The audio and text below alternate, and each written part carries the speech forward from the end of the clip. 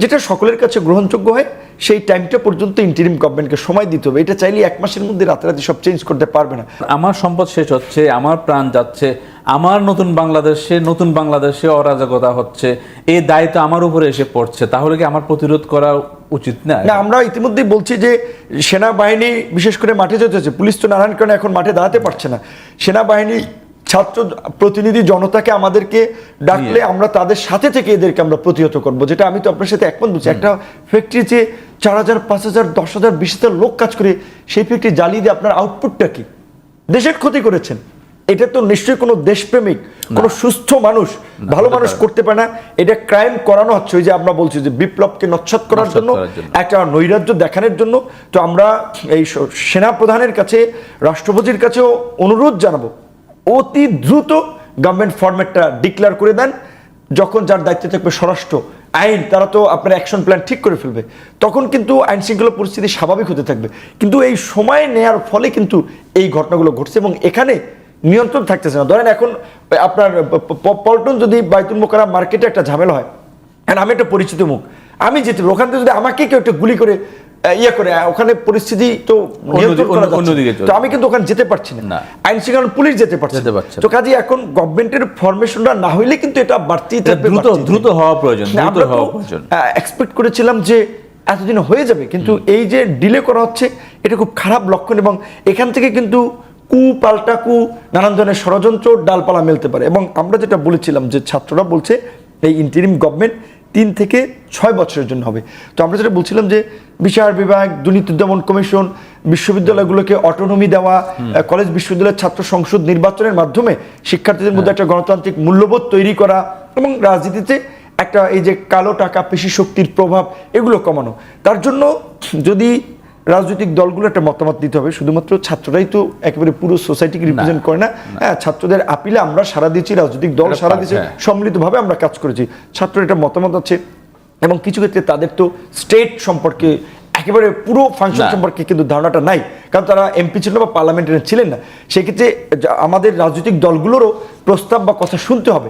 দুইটাকে মিক্স করে সেটা 3 থেকে 6 মাস হোক কিংবা 2-1 বছর হোক, যেটা সকলের কাছে গ্রহণযোগ্য হয় সেই টাইমটা পর্যন্ত ইন্টারিম গভর্নমেন্টকে সময় দিতে হবে। এটা চাইলে 1 মাসের মধ্যে রাতারাতি সব চেঞ্জ করতে পারবে না।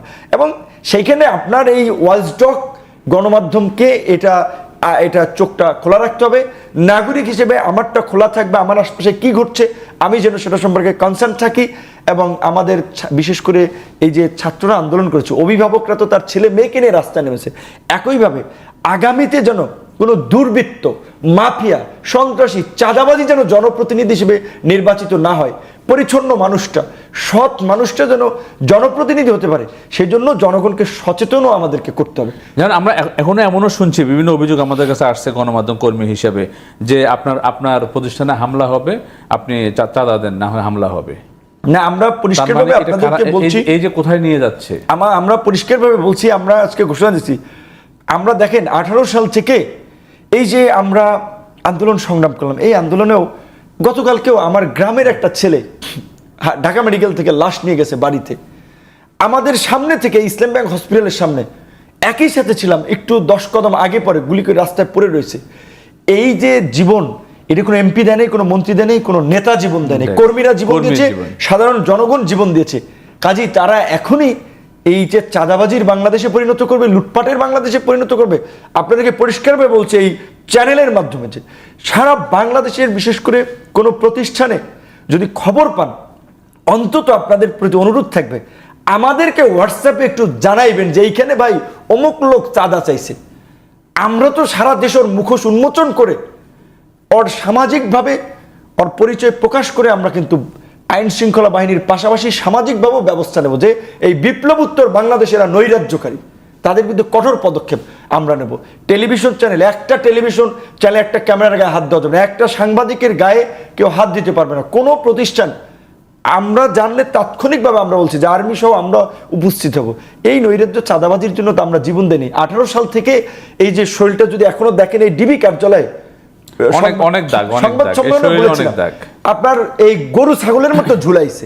শুধু আমাকে না, বিএনপির উত্তরের সদস্য সচিব আমিনুল ইসলাম জাতীয় দলের একজন ফুটবলার, অধিনায়ক ছিলেন, ন্যাশনাল ফ্ল্যাগ ক্যারি করছেন, তার মতো ব্যক্তিকে, জামাতের সেক্রেটারি জেনারেল এই বিএনপির সিনিয়র নেতা সবাইকে চোখ বেঁধে হাত বেঁধে পা বেঁধে বেদম প্রহার করেছে, যে এই ভিডিও নাকি তৎকালীন স্বরাষ্ট্রমন্ত্রী এবং প্রধানমন্ত্রীর কাছে